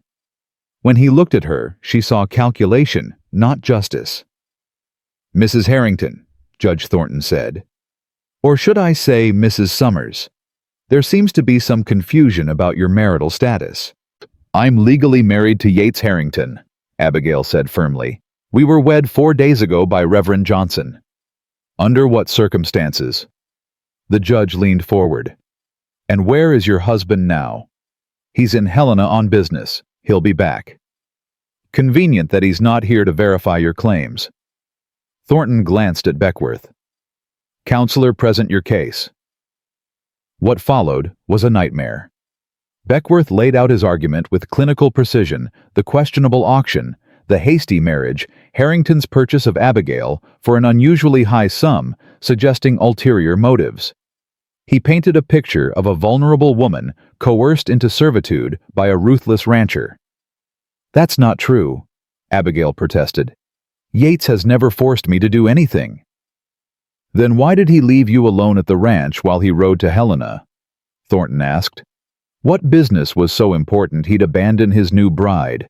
Legal business. To fight these false claims. Or to escape accountability. The judge shuffled papers. "Mrs. Summers, I'm ordering you into protective custody until we can sort this matter out properly. You and the child will be remanded to Mr. Whitmore's care pending a full investigation." "No." Abigail stood clutching Elizabeth. "You can't do this. I'm a legal resident of Montana Territory married to a landowner. You have no authority to send me back to Missouri." "I have every authority when a woman's welfare is at stake." Thornton's gavel struck wood. "Sheriff Coleman, please escort Mrs. Summers to the boarding house and ensure she doesn't leave town." "Judge, with respect, this doesn't sit right." Coleman's voice was tight with controlled anger. "Mrs. Harrington's been a model citizen. Her husband, too. Your objection is noted. Now do your job." Coleman looked at Abigail, apology in his eyes, and held out his hand. "Ma'am, I'm sorry. I have to—" The courthouse door slammed open. Harrington stood in the doorway, dust-covered, and wild-eyed, his hand on his gun.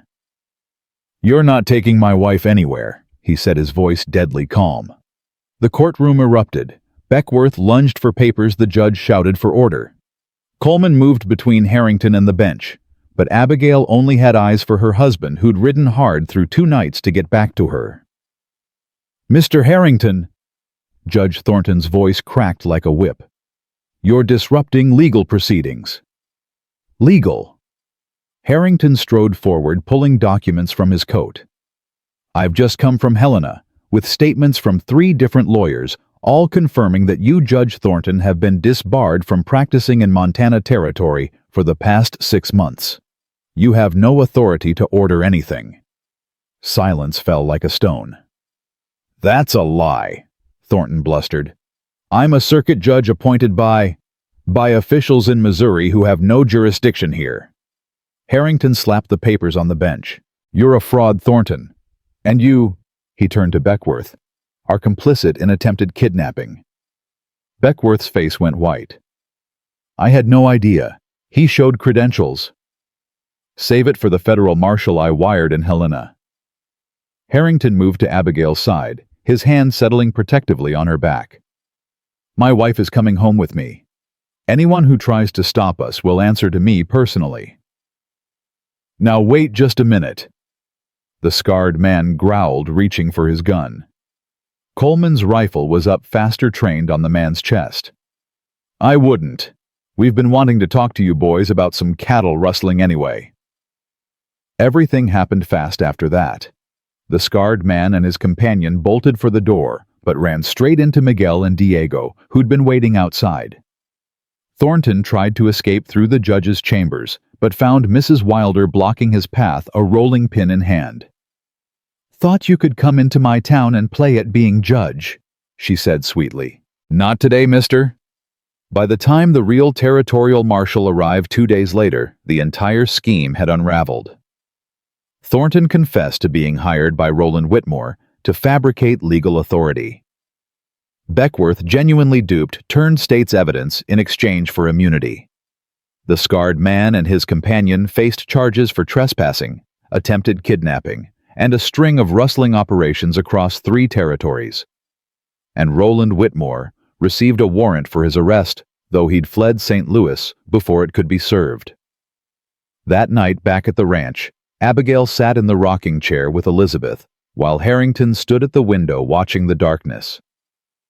You came back, she said quietly. I told you I would. You didn't have to ride through 2 nights. You could have waited until morning. He turned to look at her, and in his eyes she saw exhaustion and relief, and something deeper she was finally ready to acknowledge. Yes, I did, he said simply, because you're my wife, Abigail, and I protect what's mine. I'm not property, she said, but there was no heat in it. No, you're my partner, my equal. He crossed the room, kneeling beside the rocking chair. And I'm yours, for as long as you'll have me. Abigail looked down at him, this man who'd bought her at auction and married her for protection and ridden through hell to save her. And she realized that somewhere between fear and gratitude, she'd fallen in love with him. Yates, she whispered. Yeah, I'm ready now, for more than partners. His eyes widened, hope flaring bright. You sure? Instead of answering, Abigail leaned forward and kissed him, soft and tentative and full of promise. When they broke apart, both breathing hard, Harrington rested his forehead against hers. I love you, Abigail Harrington. Have since the moment I saw you on that auction block refusing to break. I love you too, she said, and meant it with her whole heart. Even though you're stubborn and overprotective, and sometimes insufferable. He laughed, the sound warm and free. That's fair. Elizabeth chose that moment to wake, fussing softly. Harrington stood holding out his hands. May I? Abigail passed him the baby, watching as he cradled Elizabeth with surprising gentleness. You're good with her. Practice, he said quietly. My brother's wife had a baby before she died. I helped take care of him until... His voice broke. Until what? Until the fever took him too. Harrington's arms tightened around Elizabeth. I won't let anything happen to this one. I promise you that. And Abigail believed him. Because Yates Harrington kept his promises. Always. That night marked a turning point neither of them could ignore. After Elizabeth fell back asleep, Abigail took Harrington's hand and led him to the bedroom. They stood facing each other in the dim lamplight, the weight of unspoken promises hanging between them. "I'm scared," she admitted, her voice barely above a whisper. "So am I." His thumb traced circles on her palm. "But we don't have to. I want to." She stepped closer, close enough to feel the heat radiating from his body. "I want this to be real. All of it." He cupped her face with both hands, his eyes searching hers. "You're sure?" Instead of answering, Abigail kissed him again, deeper this time, pouring everything she couldn't say into that connection. His arms came around her strong and sure, and for the first time since Thomas died, she felt safe enough to let someone in. What followed was tender and awkward, and nothing like her first wedding night. There was no practiced smoothness, no pretense of knowing what the other needed. Just two broken people finding their way back to wholeness in each other's arms. Afterward, Abigail lay with her head on Harrington's chest, listening to his heartbeat steady beneath her ear. His fingers traced lazy patterns on her bare shoulder. "I never thought I'd have this again," she said quietly. "A real marriage. Someone who chose me for me, not for what I could give them. I'm the one who got lucky." His voice rumbled through his chest. "You could have any man, Abigail. You chose to stay with a broken-down rancher who doesn't know the first thing about romance." She lifted her head to look at him. "You rode through 2 nights to save me. You fought fake judges and hired guns. You gave me a home and protected my daughter like she was your own." Her fingers traced the line of his jaw. "That's romance, Yates. The real kind." He pulled her closer, burying his face in her hair. "I'm going to spend the rest of my life proving you right to choose me. You already have." They fell asleep tangled together, and for once, Abigail's dreams were peaceful. Morning came with Elizabeth's hungry cries. Abigail woke to find Harrington already up pacing with the baby in his arms, trying unsuccessfully to soothe her. "She wants her mama," he said sheepishly when Abigail emerged, hair disheveled and still wearing his shirt. "I tried singing, but I think I made it worse." Abigail laughed, a real laugh that felt like sunlight breaking through clouds. "Give her here." She settled in the rocking chair and began nursing. "Your singing can't be that bad." "You haven't heard me sing." He started coffee, moving around the kitchen with easy familiarity. "My brother used to say I could make cattle stampede just by humming." Was he exaggerating? Probably not. Harrington set a cup of coffee beside her, then hesitated. "Abigail, about last night." "Don't." She reached for his hand. "Don't second-guess it. Don't apologize. It was perfect." Relief flooded his face. Yeah. She squeezed his fingers. "We're really married now, in every way that matters." He knelt beside the rocking chair, one hand resting on her knee, while the other gently touched Elizabeth's head. "Then I guess that makes us a family." The words settled over Abigail like a warm blanket. Family. She had a family again. A knock at the door interrupted the moment. Harrington stood, hand instinctively moving to his gun before he recognized Mrs. Wilder's voice calling out. "It's just me. Got news from town." Harrington opened the door, and the older woman bustled in, her face flushed with excitement. "You'll never believe what happened. Roland Whitmore's been arrested." Abigail's head snapped up. "What?" "The federal marshal caught him trying to cross into Canada. Apparently he's wanted for more than just the business with you. Fraud, embezzlement, 6 other charges." Mrs. Wilder set down a basket of fresh bread. "He's going to prison for a long time." The news should have brought relief. Instead, Abigail felt oddly numb. And the men who worked for him? Already convicted. The scarred one, turns out his name was Clancy. He's wanted in 3 territories for cattle rustling and worse. They'll hang him before spring. Mrs. Wilder's expression softened. "It's over, dear. Really over. You're safe now." Safe. Abigail tested the word in her mind, waiting for the fear to rise and prove it wrong. But for once, The fear didn't come. "Thank you," she said quietly. "For everything, Ruth. For standing by us." "Nonsense. That's what neighbors do."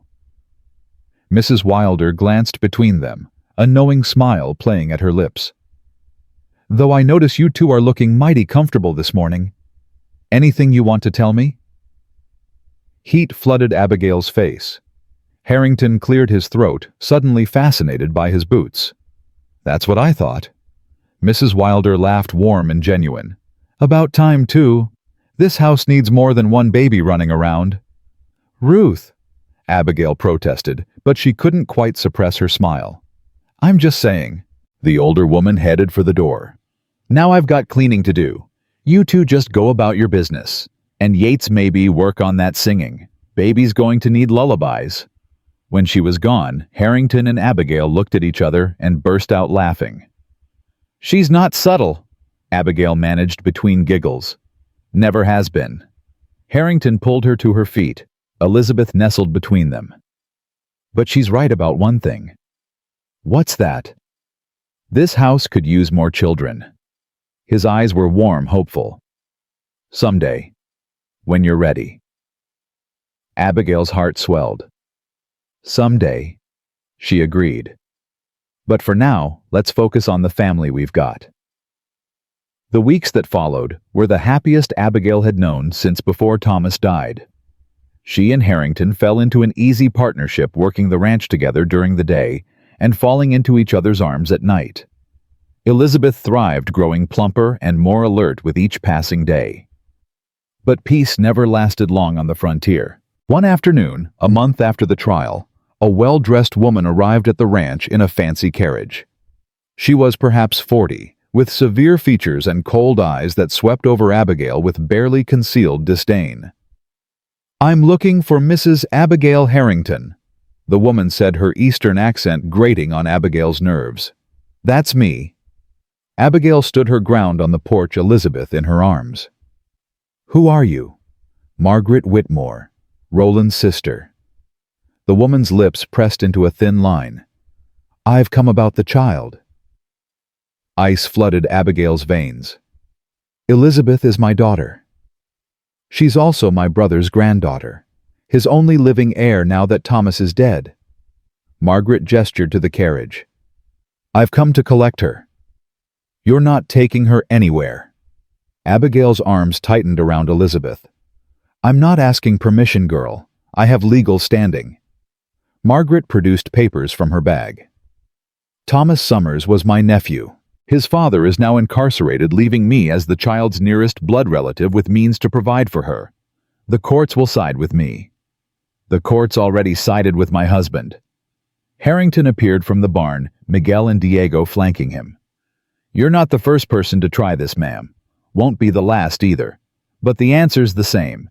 Elizabeth stays with her mother." Margaret's eyes narrowed. "And who are you to make that decision?" "Her father, don't make me laugh. You're just the man who bought her mother at auction like she was livestock." "I'm the man who married her mother legally. That makes me Elizabeth's legal guardian alongside Abigail." Harrington moved to stand beside Abigail, presenting a united front. "Now I suggest you get back in that carriage and return east before I have the sheriff escort you out of the territory." "You can't threaten me." "That wasn't a threat, ma'am. That was a promise." Harrington's hand rested on his gun. "We've had enough of the Whitmore family trying to tear this one apart. It ends now." Margaret's face flushed with anger. "You'll regret this. I have connections, lawyers in Washington. I'll tie you up in courts for years." "Then we'll fight for years." Abigail's voice rang out clear and strong. "Because Elizabeth is my daughter, and no one is taking her from me. Not you, not your brother, not anyone. Do you understand?" For a long moment, Margaret stared at them, calculation in her eyes. Then she turned and climbed back into her carriage. "This isn't over," she called as the driver urged the horses forward. But it was. They all knew it. Margaret Whitmore could file all the papers she wanted, but the law was clear. Elizabeth belonged with her mother, and Abigail belonged with Harrington. They were a family now, recognized by territory and God. Still, Abigail's hands shook as she watched the carriage disappear down the road. "She'll be back," she whispered. "Maybe." Harrington's arm came around her shoulders. "But we'll be ready, and next time we won't be fighting alone." He was right. Over the next months, as Margaret Whitmore filed motion after motion, the community rallied around them. Sheriff Coleman testified to Abigail's character. Mrs. Wilder swore under oath that Elizabeth was thriving in her mother's care. Even the reverend who'd married them spoke eloquently about the sanctity of their family. The territorial judge, a fair man named Harrison, who'd seen too many families torn apart by Eastern lawyers, ruled decisively. Elizabeth Summers Harrington would remain with her mother and stepfather. Margaret Whitmore's petition was denied with prejudice, meaning she could never file again. The night the ruling came through, Harrington swept Abigail into his arms and spun her around, both of them laughing with relief. "It's really over," she breathed when he set her down. "We're safe. Elizabeth's safe. We're more than safe." He kissed her deep and thorough. "We're free." And they were. Free to build their life without looking over their shoulders. Free to love each other without fear of separation. Free to raise Elizabeth in peace. That winter was hard, as Montana winters always were, but Abigail had never been happier. She taught Elizabeth to take her first steps in the warm safety of their home. She learned to shoot well enough to compete with Harrington at target practice. She expanded the garden planning for spring planting. And on a snowy February morning, she woke with a familiar queasiness that made her heart race with hope and fear in equal measure. "Yates," she said at breakfast, her hands trembling around her coffee cup. "I need to tell you something." He looked up immediately, concern in his eyes. "What's wrong?" "Nothing's wrong. At least I don't think so." She took a breath. "I'm pregnant." The silence stretched for 3 heartbeats. Then Harrington's face split into the widest smile she'd ever seen. "Pregnant?" He was around the table in an instant, pulling her into his arms. "You're sure?" "Pretty sure. Mrs. Wilder confirmed it yesterday when I asked her." Abigail pulled back to look at him. "Are you happy?" "Happy?" He laughed, the sound full of joy. "Abigail, I'm happier than I've been in my entire life. A baby. Our baby." "Are you scared?" His smile faded slightly. "Terrified. After what happened to my sister-in-law to the baby." He swallowed hard. "But we'll get through it together. I won't let anything happen to you." "You can't promise that." "No. But I can promise I'll fight like hell to keep you safe." His hand settled on her still flat stomach. "Both of you." The pregnancy progressed smoothly through spring and summer. Elizabeth, now over a year old, seemed to sense the changes in her mother and became more clingy, more protective. Harrington treated Abigail like she was made of glass, driving her crazy with his hovering. "I'm pregnant, not dying," she snapped one afternoon when he tried to carry her across a mud puddle. "I know, but humor me." His eyes were worried despite his light tone. "I lost my brother, my sister-in-law, their baby. I can't lose you too." The fear in his voice melted her irritation. "You won't lose me. I'm stronger than you think." "I know you are." He kissed her forehead. "Doesn't mean I won't worry." The baby came in early October during the first cold snap of autumn. The labor was long and difficult, testing Abigail's strength in ways the auction block never had. But when the midwife finally placed a squalling, red-faced boy in her arms, every moment of pain became worth it. "A son." Harrington breathed, his eyes wet with tears. "We have a son." "What should we name him?" Abigail asked, exhausted but glowing. "Jacob," Harrington said without hesitation. "After my brother, if that's all right with you."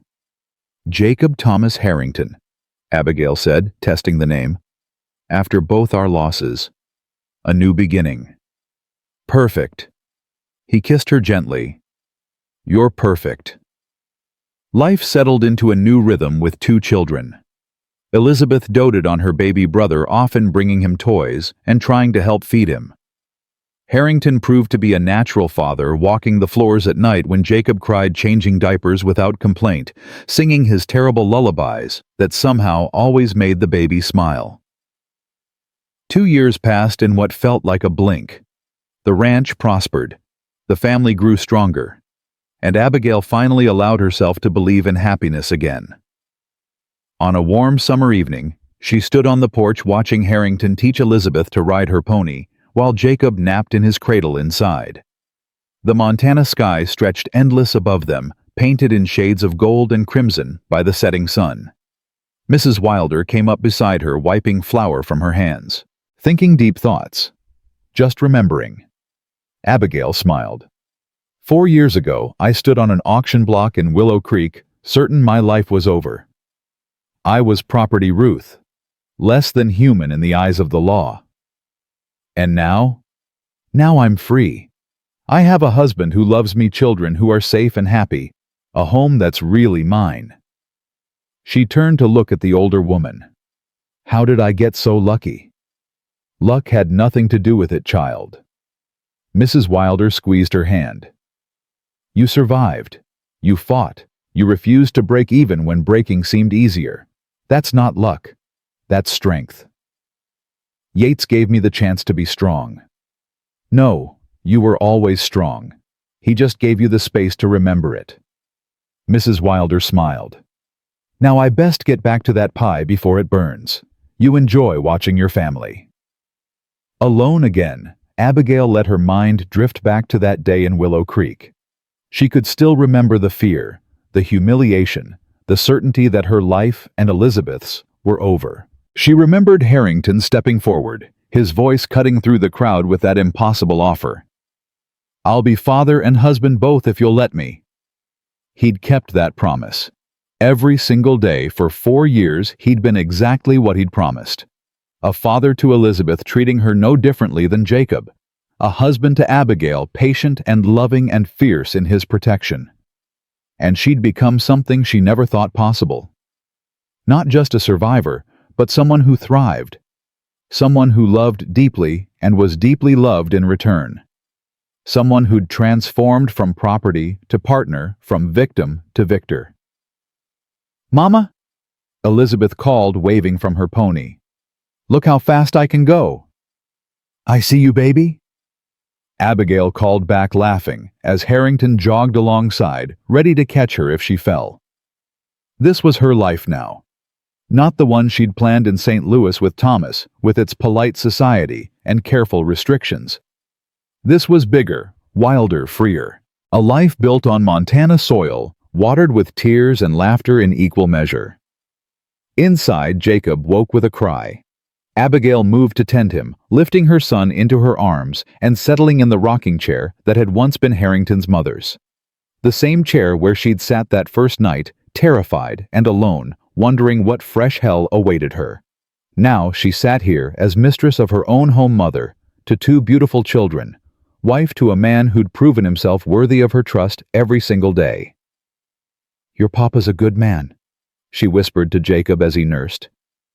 Stubborn and overprotective, but good. He saved us, you know, me and your sister, bought us off an auction block and gave us a home. Jacob's tiny hand curled around her finger, trusting and warm. But here's the secret, baby boy. Abigail kissed his head. We saved him too.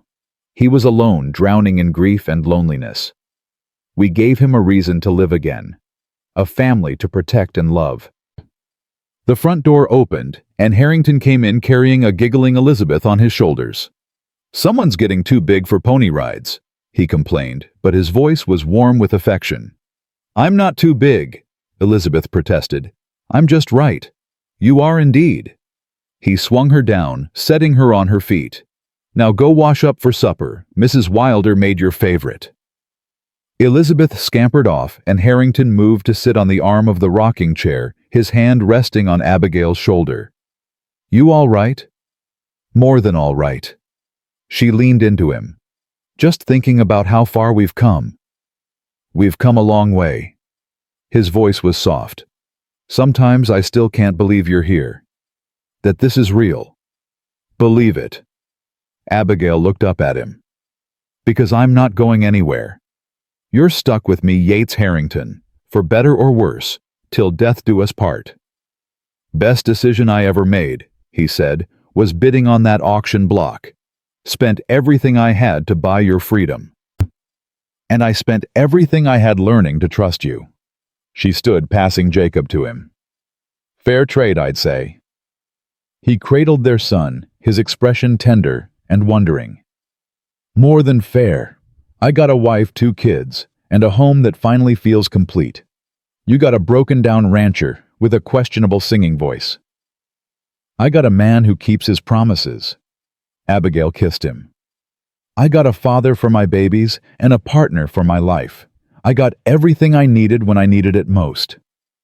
Elizabeth's voice floated from the kitchen, asking Mrs. Wilder if she could help set the table. Jacob dozed in his father's arms, peaceful and content. And Abigail stood in her home, surrounded by the family she'd built from ashes and auction blocks and sheer stubborn will to survive. This was what redemption looked like. Not a fairy tale or a rescue fantasy, but 2 broken people choosing each other every single day. Choosing to fight, to trust, to love, despite every reason not to. Harrington had said he'd be father and husband both. He'd promised safety protection, a chance at a new life. He'd kept every promise and given her so much more. And Abigail had given him something equally precious in return. Purpose. Family. A reason to smile again after years of grief. They'd saved each other in the end. 2 souls drowning in separate oceans, reaching out and finding solid ground in each other's arms. Come on, Harrington said, shifting Jacob to one arm and taking Abigail's hand with the other. Let's eat supper with our family. Together, like we're meant to be. Together. The best word Abigail had ever heard. They walked into the kitchen where Mrs. Wilder was dishing up food and Elizabeth was chattering about her pony ride. A simple family dinner on a Montana ranch, nothing extraordinary to outside eyes. But to Abigail, it was everything. This moment, this family, this life she'd fought tooth and nail to claim. From the auction block to the dinner table, from property to beloved wife and mother, she'd traveled further than the miles between Missouri and Montana. She'd traveled from broken to whole. From hopeless to home. From sold to sovereign in her own life. And every step of that journey had been worth it for this. For her husband's smile, and her daughter's laughter, and her son's warm weight in her arms. For belonging somewhere, being chosen, being loved. Yates Harrington had bid everything he had to buy her freedom that day in Willow Creek. But Abigail had done something even braver. She'd risked her wounded heart on trusting him, on believing in second chances, on daring to hope that love could bloom even in the darkest soil. She'd been sold with a baby in her arms, and a cowboy had said he'd be father and husband both. Against every odd, in defiance of every fear they'd made, that impossible promise come true. Not just surviving, but thriving. Not just existing, but truly living. Building a legacy of love that would outlast any auction block or legal threat or painful past. This was her triumph, her victory, her happily ever after, hard-won and fiercely protected. And nothing would ever take it away from her again.